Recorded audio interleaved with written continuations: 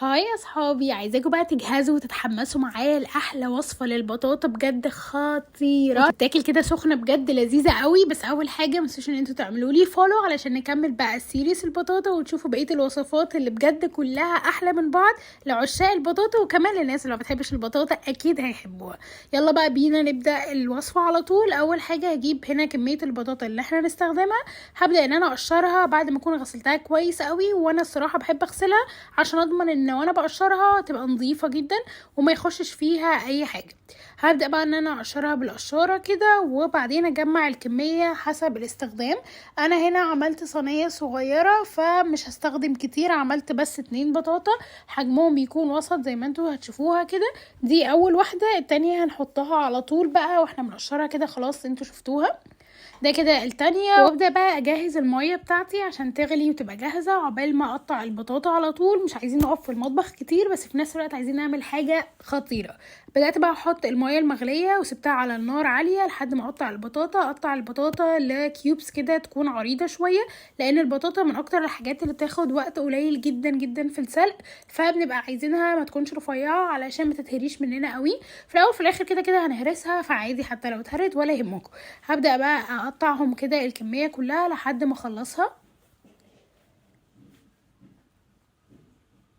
وانا كده جاهزة ان انا اكمل بقى بقية الوصفة. هبدأ انزلهم على نار عالية زي ما اتفقنا، هنسيبها على نار عالية عادي جدا، وهتاخد بالظبط من 5 ل7 دقايق، فبصوا عليها. وكده كده احنا واقفين في المطبخ نكمل بقية الوصفة لحد ما البطاطا تتسلق. فعقبال بقى ما البطاطا تتسلق هبدأ اعمل المهلبية اللي هحطها فوق البطاطا. اول حاجة هنزل هنا بكوبايتين من اللبن. انا استخدمت لبن نص دسم، ده ما بيفرقش، ممكن تستخدموا لبن كامل دسم عادي جدا. واستخدمت معلقتين نشا، لكل كوبايه معلقه نشا. وهقول لكم برده ازاي نحط نشا عشان ما تكلكعش مننا، وفي نفس الوقت حتى ازاي نقيم الحاجه دي حسب الكميه بتاعتنا، فنشوف هل محتاجه زياده او محتاجه اقل. فانا لما باجي احط النشا ما بحطهاش مره واحده الصراحه، بحطها الاول في طبق في ميه عاديه جدا، ميه فتره، وادوبهم بره كده عشان اتاكد ان مفيش اي تكتلات هتحصل معايا في الوصفه. بعدين بقى بدأت اجيب اللبن، هبدأ انزل عليه بالاضافات، وهو طبعا دلوقتي بقى دافي عشان برضو ما يحصلش اي تكتلات. حطيت معلقة كبيرة من الحليب البودرة اي نوع انتوا حابينه، وحطيت كمان معلقة من كريم شانتيه. انا كريم شانتيه بتاعي برضو كان نص دسم، فعادي جدا كل الحاجات دي ما بتفرقش، بس بحاول الحاجة تكون صحية على قد ما اقدر. زي ما قلت لكم في الاول وفي الاخر بنحاول ناكل كل حاجة بس يكون في بالانس. بدأت بقى ان انا اقلب كل المكونات دي كده مع بعض، واللبن هنا كان بدأ بقى يدفى معايا. بقى اول ما احس ان هو بدأ يدفى ساعتها هبدأ انزل بالنشا على طول، وهنزلها بالتدريج. بس قبل ما ننزل بالنشا بقى هحط السكر.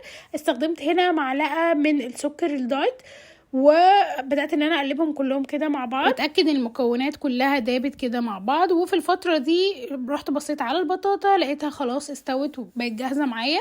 هبدأ اصفيها عشان اسيبها شوية تتصفى كويس قوي، عشان انا مش عايزة فيها اي مية زيادة. فابدأ بقى ان انا اسيبها كده تتصفى على جنب لحد ما اخلص بقية المهلبية. هنا بقى جاهزه ان انا اعمل الجزء الاخير، وهو ان انا انزل بالنشا. زي ما قلت لكم بنزل النشا اول ما اللبن يبدا يسخن معايا بنزله بالتدريج، ومن ساعتها بنفضل نقلب تقليب مستمر، ما بنوقفش خالص عشان ما يحصلش معانا اي تكتلات. وما تقلقوش هي مش هتاخد وقت في التقليب لان احنا اوريدي مدفيين اللبن. وهنا حطيت شوية وهستنى لما اللبن يسخن اكتر علشان اشوف القوام بتاعه هيحتاج ازود نشا اكتر ولا لا. انا زي ما قلت لكم استخدمت معلقتين للكوبايتين، فهم كانوا بالنسبه لي المقدار ده كده مظبوط، فنزلوه بالتدريج. لما بتلاقوا ان الخليط بدا يتقل معاكم شويه خلاص ساعتها اللبن بيكون غالي، بنوقف النار، مش محتاجين نحط نشا تاني. خلي بالكم ان لما بنطفي النار بيبدا ان هو كمان يتماسك اكتر من وهو على النار، فاول ما بيغلي اول غلوه بقفل عليه على طول علشان عارف ان هو لسه هيبدأ يتماسك تاني. انا كنت نسيت حطيت الفانيليا، فحطيت الفانيليا وانا بقلب في الاخر، فممكن تحطوها برده في الاول. وبدأت بقى ان انا اهرس كل البطاطا دي لحد ما المهلبية ترتاح معايا شوية، عشان انا عايزاها تعمل الطبقة اللي بتبقى من فوق دي، بتبقى طبقة بجد خطيرة، بتبقى حلوة قوي. فسبتها ترتاح كده شوية، وبدأت ان انا اهرس بقى البطاطا بالشوكة لحد ما اتأكد ان هي اتهرست كويس قوي، ما فيهاش اي تكتلات وما فيهاش اي جزء مش مهروس، عشان ما يضايقناش واحنا بناكل الوصفة الخطيرة دي.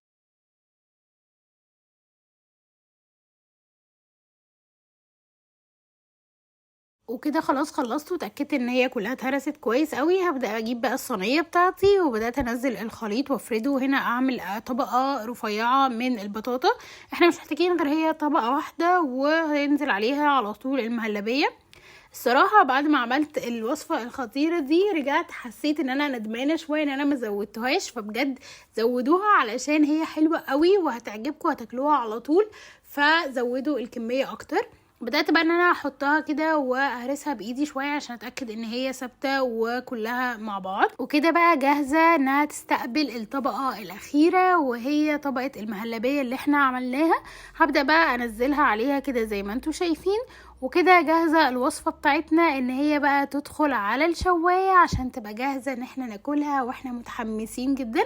فما تنسوش ان انتوا تعملوا لايك وشير وسبسكرايب علشان الوصفات اللي جاية احلى كمان من اللي فات. هنا بدأت بقى ان انا اسويها بالسباتولا كده، حطيتها فوق الشواية. خلي بالكم ان هي بتاخدش وقت خالص خالص علشان اديني اكدت عشان ما تتحرقش منكم، او لو انتوا خايفين على ان هي تتحرق ممكن تحطوها في الشواية من تحت، بلاش تبقى دايركت الشواية على طول كده.